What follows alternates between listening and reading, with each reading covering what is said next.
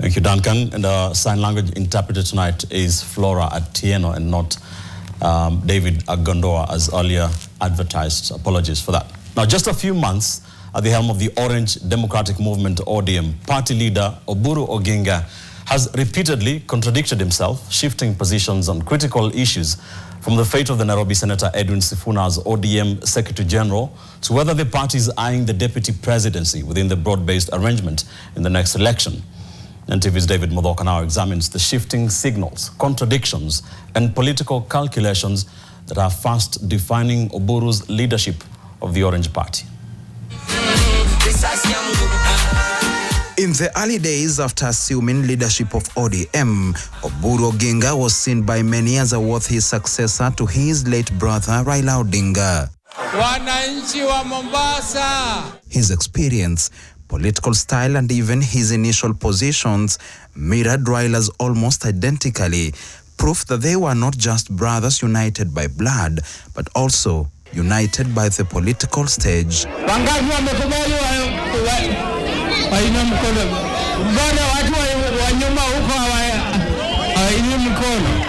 In recent days, however, Oburu appears unsettled and inconsistent, with the firm and decisive positions he initially projected no longer evident. That is the official position. At first, Oburu defended Edwin Sifuna despite calls from a section of ODM leaders for his removal, much like Raila had previously shielded the embattled ODM Secretary General. This is not the time to talk of us removing any member. This is a time to bring unity of the party, and we need all members, including Sifuna, and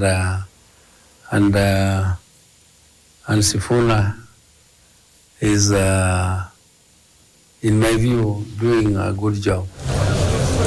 Yesterday, however, Oburu appeared not only to turn on Sifuna, but contradicted his earlier stance. You cannot disobey the rules of the club and you continue to pride yourself that I am the party leader of ODM, and yet I contradict everything that ODM is saying officially.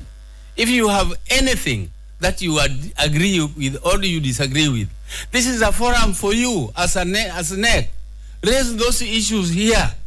Let members decide. But once the members have decided, if you are in minority, the minority will have their right to say, and the majority will have their way. That is the principle of democracy. Vijana wa Siaya. The pattern repeated itself on the question of the deputy presidency. Speaking in Kisumu in the presence of President William Ruto and Deputy President Professor Kithure Kindiki earlier this month, Oburu assured Kindiki that ODM was not scheming to unseat him, that the party merely sought a fair share of power.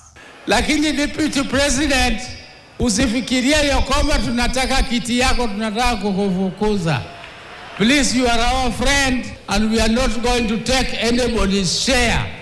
We are only going to make sure that everybody gets their fair share in the national cake. But on Wednesday, speaking to ODM delegates in Mombasa, Oburu clarified that ODM is in fact targeting the number 2 slot. Walisema ati mimi nilisema ati sisi hatutaki kiti cha deputy president. Hiyo kiti ya deputy president ndio tunalenga sana. Hiyo ndio tunalenga. Huyo deputy president hatuna nini chuki na yeye kwa binafsi. Yeye binafsi hatuna maneno naye. Lakini hiyo kiti ni kiti ya public. The remarks have rattled members of parliament allied to President William Ruto from Mount Kenya, the political base of Deputy President Kindiki, who now won. They could redirect their region's vote basket elsewhere if the number 2 seat is tampered with. Wakati huu tuko na Deputy President ambaye ni Kithure Kindiki. Sawa? Na Deputy President yamekalia kiti. Na ni vizuri we defend the gains that we have already gotten. Jamii ya Central Kenya, mchunge sana. Mnaweza fanya mchezo hii mwaka 2 tujipate nje.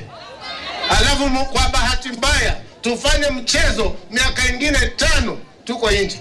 As Nyanza and Mount Kenya battle for the deputy presidency, President William Ruto now stands at crossroads as both regions hold the numbers to either send him home or return him to State House in next year's race for State House. David Muthoka, NTV, Nairobi.